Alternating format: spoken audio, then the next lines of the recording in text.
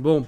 Est-ce que vous avez remarqué que sur une de vos pages, vous avez éventuellement une coupure de mots comme ça? Typiquement, peut-être sur la page 6. Page 6, il y a une coupure de mots. C'est pas génial. Donc, on va modifier le style de paragraphe. C'est pas dans le style de l'objet du bloc conteneur que ça va se faire, évidemment. Ça concerne le paragraphe, la coupure de mots.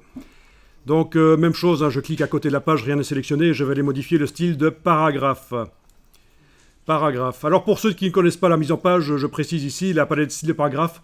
La palette style de paragraphe arrive systématiquement, quasiment tout le temps, avec la palette style de caractère attachée à elle.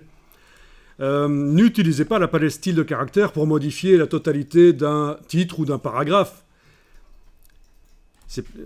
On utilise plutôt le style de paragraphe pour ça.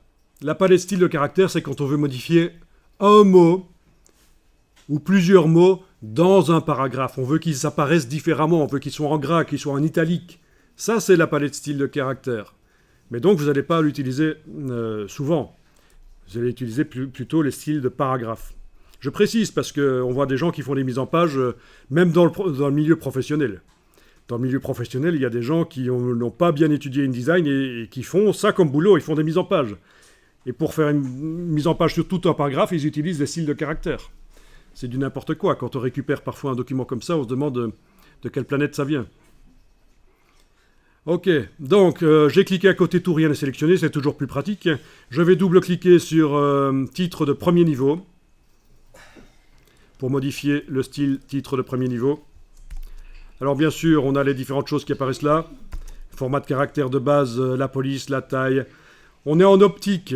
Systématiquement, que vous soyez dans Illustrator, Photoshop, InDesign, passez en crénage optique. Ça veut dire que le logiciel va régler pour chaque paire de lettres, il va régler l'espacement pour que les mots fassent bloc, pour que les mots, on n'ait pas l'impression qu'il y ait des trous entre certaines lettres. Vous pouvez tester si vous voulez, vous allez voir. Si on passe de optique à métrique, qui est ce que InDesign vous propose d'office, vous allez voir que le titre change un peu, les lettres bougent un peu. Très peu ici. C'est surtout sur le texte justifié qui colle à gauche et à droite de la colonne que ça se verra. En tout cas, voilà, sachez-le, dans tous les logiciels Adobe, vous aurez un meilleur résultat si vous êtes en affichage optique. À moins qu'on vous dise dans le milieu où vous travaillez de ne pas faire comme ça, faites-le. Pourquoi est-ce qu'on pourrait vous dire de ne pas faire comme ça? Parce que ça modifie le texte de manière rétroactive, c'est-à-dire vous êtes en train de modifier une partie d'un document, il y a une faute à corriger, pas à faire, une faute à corriger. Quand on est en métrique, ça modifie la suite du document. Quand on est en optique, ça peut aussi modifier ce qui se trouve avant. Et ça, on n'aime pas. Parce que quand on fait des corrections de documents, on aime bien passer en revue le document et qu'au fur et à mesure qu'on fait les corrections, la position des mots et des lettres ne change pas précédemment. C'est un peu lié avec la notion de composition multi-paragraphe de InDesign. Enfin voilà, la plupart du temps, voilà, c'est vraiment un très bon conseil à appliquer, crénage optique. Alors pourquoi on était là? Ah oui, on était là pour la césure, la coupure de mots. Vous allez sur la partie césure et vous allez décocher la césure. Comme ça, vous n'avez pas les mots qui sont coupés. Bien sûr, on pourrait faire en sorte que le mot savane commence ici, juste en dessous du L. C'est des choses qui sont possibles à faire en réglant par deux manières.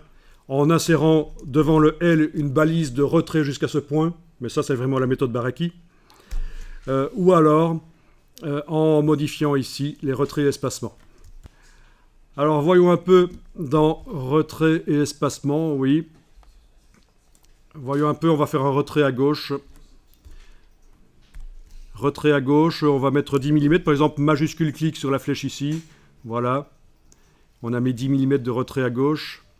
Puis on va peut-être faire retrait de la première ligne négatif. Ouais, il veut pas là. Si, il veut, ok. Moins 10, voilà. Vous voyez? Donc j'ai fait un retrait à gauche. On avait déjà fait un premier retrait à gauche par les paramètres du bloc. On avait dit qu'il y a une marge intérieure dans le bloc, c'était 7 mm.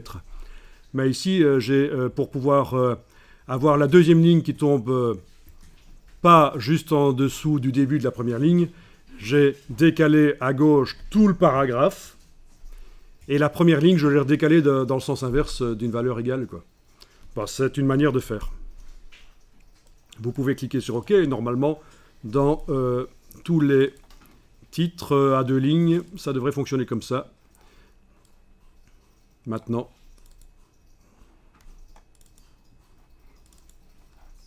Oui. OK. Alors, vous allez enregistrer le document. Fichier enregistré sous. On va changer le nom. Et je vous conseille de faire ça souvent. Comme ça, si vous faites une erreur créative, à un certain moment, vous aurez la version précédente du document. Vous allez dire, oui, mais on peut faire des CTRL-Z ou des commandes Z. Oui, mais si vous avez votre idée créative qui ne devait pas être là parce qu'elle est pourrie, finalement, elle vous a pris 500 opérations, les CTRL-Z, ça va vous prendre du temps. Donc, c'est intéressant d'avoir enregistré le document précédemment sous un autre nom pour rapidement récupérer, on ne sait jamais. Et également, ça régénère, chaque fois que vous enregistrez le document sous un nouveau nom, ça régénère la structure XML du document. Et on a moins de chances d'avoir un document qui devient corrompu. On voit encore dans les professions des gens qui travaillent pendant plusieurs semaines sur le même document. Et évidemment, il se passe ce qui doit arriver à un certain moment. C'est que le document devient corrompu et on n'arrive plus à l'ouvrir dans InDesign. Donc, qu'est-ce qu'il faut faire dans ce cas-là? 2 solutions. On recommence tout le document, ou on fait appel à une boîte spécialisée pour réparer les documents InDesign. Ça coûte 500 000 euros par document pour récupérer le document. Et il y a une boîte en Hollande qui fait ça, je pense que ça s'appelle Marksware. Voilà. Il faut savoir que, par exemple, à moins qu'ils aient corrigé ça depuis lors, mais quand on fait des magazines interactifs dans InDesign et qu'on est lié en permanence à un serveur pour pouvoir envoyer ça sur un serveur pour tester directement sur une tablette, si InDesign plante pendant que vous êtes en connexion avec le serveur, votre document est foutu.